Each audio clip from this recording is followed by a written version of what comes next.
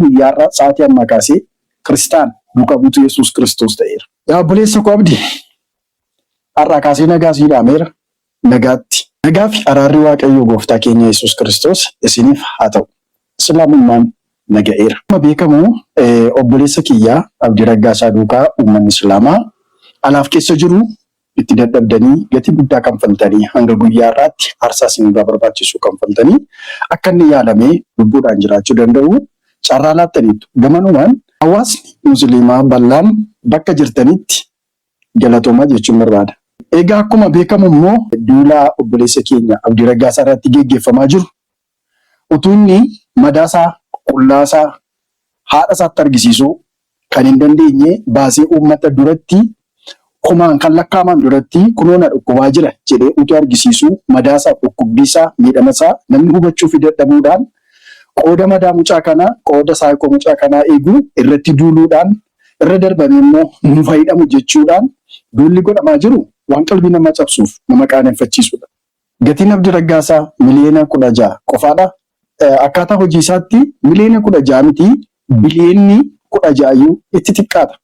Masjida ijaaruu, amantii kana beeksisuu, garee shaadaa jabeessuuf ijaaruu keessatti namoota rakkatan gargaaruu fi namoota immoo gara Islaamummaatti waamuutti kanaan dura kan turan caalaa jabaatee lubbuusaa aarsaa godhee hojjetee ari'atamaa, jibbamaa, hidhamuudhaaf barbaadamaa, baqataa ta'ee biyya itti dhalate keessatti sababii amantii kanaa akka inni jiraataa ture namni quba hin qabne hin jiru.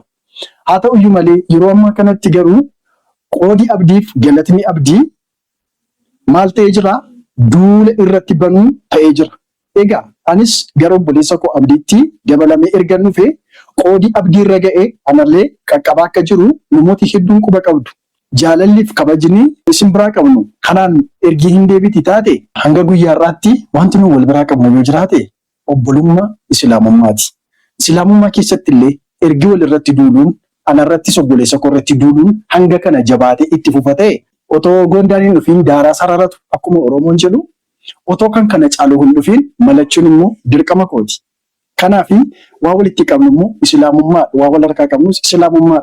Kunoo Islaamummaa keessan isiniif deebisee jira. An guyyaarraa sa'aatii ammaa kaasee Kiristaan duukaa buutu Yesuus Kiristoos ta'eera. Keessattuu immoo wanti nama gubuuf wanti nama bobeessu yoo jiraate mucaa du'aaf jireenya gidduu jiru kunoo jedhee dhukkubbii isaa miidiyaa guddaatti utuu baasee argisiisaa jiru xinnaaf guddaan utuu miidhama isaa ilaalaa jiru lubbuu isaa mootuu dhufne keessatti eegaa jirru intala kaleessa lafa inni ciisaa jirutti wajjin nyaataa wajjin dhugaa oolanii galgala galanii utuu nagaa wajjin ciisaa jiranii biraa kaatee zayitii itti naqxee lubbuu mucaa kanaa balleessuudhaaf immoo billaa qabattee irra dhaabbattee ol deebitee daa'ima isaa ajjeesuudhaaf jennaan warri ollaa jiran dhufanii irraa baasanii meeshaa sagalee qabu yookaan shugguxiidhaanii dubartii daa'ima isaa ajjeesuudhaaf duukaa fiigaa turte kana dhugaa ishee barbaanna jettanii namoonni sagalee ta'aafii jirtanii isin hundi keessan anaaf nafsi gadaa'ii. Nafsi gadaa'ii duukaa garuu taa'ee waaqa waaqeffadhu tokko iyyuu hin qabu. Amantii walitti qabnus illee tokko hin jiru.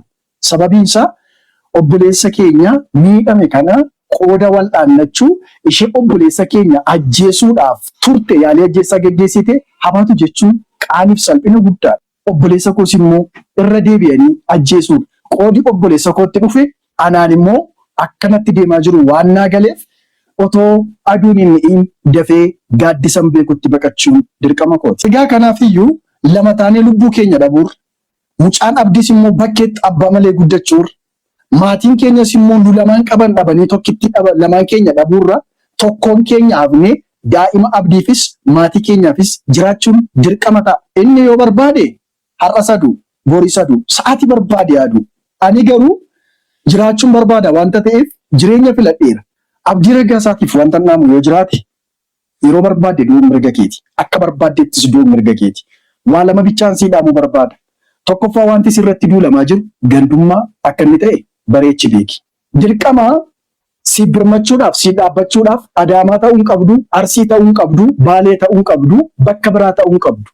Duulli sirratti banamte kun duulichi duula gandummaati malee duula biraa akka isheen hin taane akkam beekutti akka naa galetti kanan si dhaamuu barbaada. Inni lammaffaaf inni dhumaa boor rakkoo yoo sirra ga'e waan ani irra deddeebi'ee yeroo hundumaa sitti himaa ture.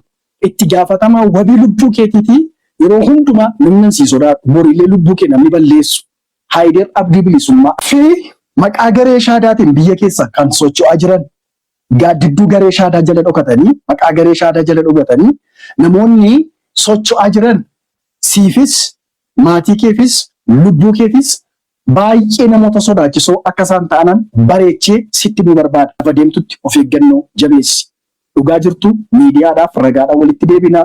Nagaan turaa.